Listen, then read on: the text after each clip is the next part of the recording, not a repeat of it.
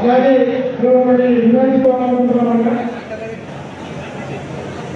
రాబోయే సుదర్శన్ రెడ్డి గారికి అతిపెద్ద చేపలు బహుమతిగా ఇవ్వడం జరుగుతుంది. వారికి మా కాంగ్రెస్ పార్టీ బీకార్ వారి తరఫున ప్రత్యేక ధన్యవాదాలు తెలియజేస్తున్నాం.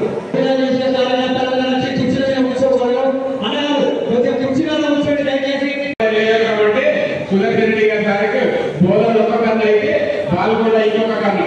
ఎందుకంటే ఈ నియోజకవర్గంలో కష్టపడి ఈ నియోజకవర్గానికి సంబంధించినటువంటి 8 మంది మండల కాంగ్రెస్ అధ్యక్షులు, 2 బ్లాక్ కాంగ్రెస్ అధ్యక్షులు, అదేవిధంగా జిల్లా కార్యవర్గ సభ్యులు, వారితో పాటు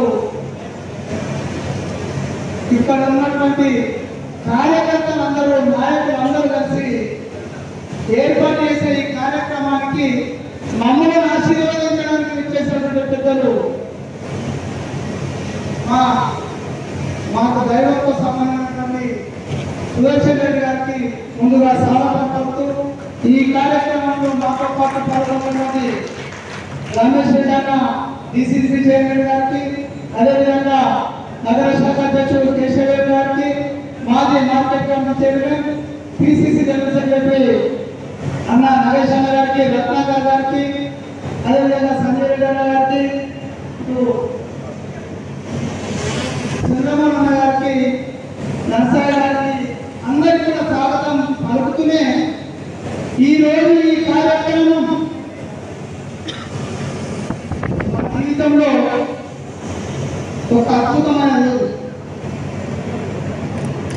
మండల కాంగ్రెస్ అధ్యక్షులు 8 మందితో పాటు మా రుద్రేక మండల అధ్యక్షుడు జగపతి, అదేవిధంగా మీరందరూ కలిసి 10 సంవత్సరాలు ప్రతిపక్షంలో పోరాటం చేసి ఇబ్బందులు ఎదుర్కొన్న అన్నింటినీ కూడా మరిచే విధంగా ఈరోజు మండల కాంగ్రెస్ అధ్యక్షులందరూ కూడా మాకు ఘన స్వాగతం పలికి సన్మానం చేయడం అనేది నాకైతే ఈ జన్మలో అత్యంత